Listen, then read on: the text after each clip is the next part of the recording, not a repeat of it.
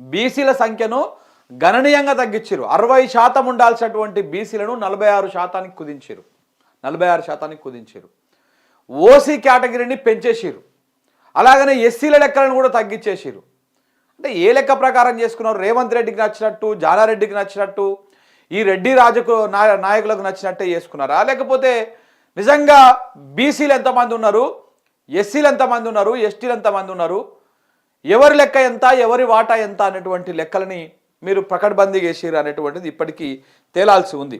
నిజంగా వీళ్ళ లెక్కలు చూస్తూ ఉంటే మిత్రులారా, ఈ దొంగ లెక్కలన్నీ కేవలము బీసీల సంఖ్య ఎక్కువ చూపిస్తే, ఇప్పుడు బీసీల సంఖ్య 60% ఉందని బీసీల సంఖ్య చూపిస్తే మాకు 60% వాటా అడుగుతారు రాజకీయంగా, పదవులల్లా, లేకపోతే అన్ని రకాలుగా వాళ్ళు మా ఓట్లు మా సీట్లు మాకే కావాలన్నట్టుగా వాళ్ళు డిమాండ్ చేస్తారని చెప్పేసి దీన్ని గణనీయంగా తగ్గించేసి 46%కి కుదించేసారు. ఇదంతా కూడా కాంగ్రెస్ ఆడుతున్నటువంటి నాటకం. ఇది ఓవైపు తీన్మార్ మల్లనతోని బీసీ ఉద్యమం నడిపించడం రేవంత్ రెడ్డి, మరొక వైపు తప్పుల తడక లెక్క ఇది తీసుకురావడము, అది దాన్ని వ్యతిరేకించినట్టు ఆయన చేయడము, ఇదంతా ఒక డ్రామా. ఈ డ్రామా అంతా దేనికోసము? రేపు ఓట్ల కోసం, రేపు సర్పంచ్ ఓట్ల కోసం.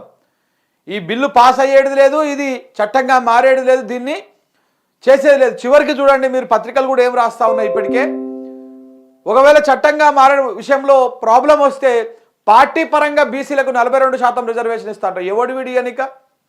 పార్టీ పరంగా ఇచ్చుడేంది? పార్టీ పరంగా నీ కాంగ్రెస్ పార్టీ ఒకటి ఇస్తుంది, మిగతా బీజేపీ ఇవ్వాలి, బీఆర్ఎస్ పార్టీ ఇవ్వాలి, మిగతా ఇండిపెండెంట్లు ఇవ్వాలి. ఇండిపెండెంట్లు వేస్తారు. ఒక ఆయన రెడ్డి, ఆయన బాగా బలంగా ఆర్థికంగా ఉన్న ఆయన, ఇద్దరు బక్కపల్సని బీసీలు కొట్లాడుతూ ఉంటే ఆడిపోయి బలంగా ఉన్న ఒక రెడ్డి ఆయన పోయి నామినేషన్ వేస్తాడు. అప్పుడు ప్రమాదం ఎవరికైతుంది? నష్టం ఎవరు పోతారు? ఈ రకంగా కుట్ర చేస్తూ ఉంది. మళ్ళీ ఆ ఇండిపెండెంట్గా వేయించేటువంటి ఇది కూడా ఇదే కాంగ్రెస్ వాడు వేపిస్తాడు. నేను ఇంకొక ఎగ్జాంపుల్ చెప్తా మీకు. సపోజు ఒక ప్లేస్లో, ఏ అనేటువంటి ప్లేస్లో ఎన్నికలు వచ్చినాయి. సరే, అది ఎంపీటీసీ అనుకోండి, లేకపోతే సర్పంచ్ అనుకోండి, సర్పంచే అనుకోండి. ఇప్పుడు ఒకటో నెంబర్ ఆయన, రెండో నెంబర్ ఆయన, వీళ్ళు బీసీలు కాంగ్రెస్కి వెళ్ళి నువ్వు ఇస్తా అంటున్నావు కాబట్టి, సరే బీసీలు కూడా మిగతా బీఆర్ఎస్ పార్టీ నుంచి కానీ, లేకపోతే మూడో పర్సన్ కూడా బీసీనే బీజేపీ పార్టీ నుంచి కానీ వేస్తారు. కానీ కాంగ్రెస్ వాడు కుయుక్తులు పని ఏం చేస్తాడంటే, ఈడ బీసీకి ఇచ్చినట్టే ఇస్తాడు, ఈ డమ్మిగానికి ఇచ్చేసి ఈడ ఒక 4వ పర్సన్ తోటి ఒక ఓసీ పర్సన్, ఒక రెడ్డి ఆయనకి ఇదే కాంగ్రెస్ వాళ్ళు రెబల్ లెక్క వేస్తారన్నమాట. ఎందుకంటే ఆయన ఆర్థికంగా బలంగా ఉంటాడు, ఈ ఓసీ ఆయన, రెడ్డి ఆయన. ఈ ముగ్గురు బీసీలు కొట్లాడుకోవడం వల్ల బీసీల ఓట్లు చీలిపోతూ ఉంటాయి, వీడికి పడాల్సిన ఓట్లు వీడికి పడతా ఉంటాయి. అప్పుడు మళ్ళా గెలిచేది ఇక్కడ ఓసీనే. ఇదంతా కుట్ర. మేము పార్టీ పరంగా ఇస్తాము అని చెప్పడమే పెద్ద కుట్ర. ఈ కుట్ర తెలియంది కాదు, ఇది ముందే గ్రహించింది. కాంగ్రెస్ పార్టీ ఇచ్చినటువంటి ఏ హామీ కూడా పూర్తి స్థాయిలో ఎలాంటి లిటికేషన్ లేకుండా, ఎలాంటి పేచీ లేకుండా అది అమలు చేసినటువంటి దాఖలాలు ఆ కాంగ్రెస్ పార్టీ చరిత్రలో లేదు. మీరు కావాలంటే ఒకసారి క్రాస్ చెక్ చేయండి. ఆ పార్టీ పుట్టిన కాడ నుంచి ఇప్పటిదాకా అది ఎన్నికల ముందు ఇచ్చేటువంటి హామీను, ఎన్నికలు అయిపోయినాక అధికారంలోకి వచ్చి కూర్చున్నాక ఆ హామీ తూచా తప్పకుండా నెరవేర్చినటువంటి ఒక్క దాఖలా కూడా ఉండదు. ఎందుకంటే ఇది బేకార్, మోసం చేసేటువంటి పార్టీ. ఎన్నికలకు ముందు కామారెడ్డిలో డిక్లరేషన్ పెట్టి, ఈడ ఉన్నోడు, ఢిల్లీలో ఉన్నోడు, వాడు వీడు అందరు కలిసిపోయి ఆడ కూర్చొని బీసీలకు స్థానిక సంస్థల ఎన్నికలల్లో మేము 42% రిజర్వేషన్ ఇస్తాం నమ్మబలికి బీసీలతో ఓట్లు వేయించుకొని ఇవాళ ఎన్నిక గెలిచి గద్దెనెక్కినాక సంవత్సర కాలంగా దాని మీద టైంపాస్ చేస్తూ ఇప్పుడేం చెప్తా ఉన్నారు, ఇప్పుడు మేము పార్టీ పరంగా ఇస్తాము అదని చెప్తారు. ఇప్పుడు వీళ్ళు ఇచ్చినటువంటి లెక్కలు కూడా ఎంత పెద్ద దొంగ లెక్కలు అంటే మిత్రులారా, చాలా పెద్ద దొంగ లెక్కలు ఇవి. బీసీల లెక్కలు తేల్చేటువంటి క్రమంలో మొత్తము జనాభాను తగ్గించేసారు, తెలంగాణ జనాభానే. ఒకసారి చూడండి ఆ లెక్కలు కూడా. ఇప్పుడు 2012 సెన్సెక్స్ ప్రకారం, 2012 జనాభా లెక్కల ప్రకారము తెలంగాణ ప్రాంతం అప్పటికి 2011లో చేసినటువంటి జనాభా లెక్కల ప్రకారము అప్పుడు ఉమ్మడి రాష్ట్రంగా ఉండే, అప్పుడు తెలంగాణ ప్రాంతానికి ఉన్నటువంటి జనాభా 3,50,00,000 మంది. 3,50,00,000 మంది. కానీ దాని తర్వాత 2014లో కేసీఆర్ అధికారంలోకి రాగానే సకల జనుల సర్వే చేసిండు. అందరూ ఏడ ఉన్న సరే ఇంటికి రావాలి, అందరూ ఈ సర్వేలో పార్టిసిపేట్ చేయాలని చెప్పేసి ఒక సర్వే చేసిండు కేసీఆర్. అప్పుడు అది ఒక పండుగ లెక్క, ఒక జాతర లెక్క జరిగింది అప్పుడు. ఆ సందర్భంగా నాకు గుర్తుంది బాగా, మీకు కూడా గుర్తుండే ఉంటుంది. అప్పుడు వచ్చేటువంటి జనాభా లెక్కల ప్రకారము 3,68,00,000 మంది 2014లో ఉన్నారు. అంటే ఇక్కడికి 2011కి 2014కి 3 సంవత్సరాల గ్యాప్ లోపల ఎంత పెరిగిరు? మనకి ఇక్కడ 18 లక్షల మంది పెరిగిరు.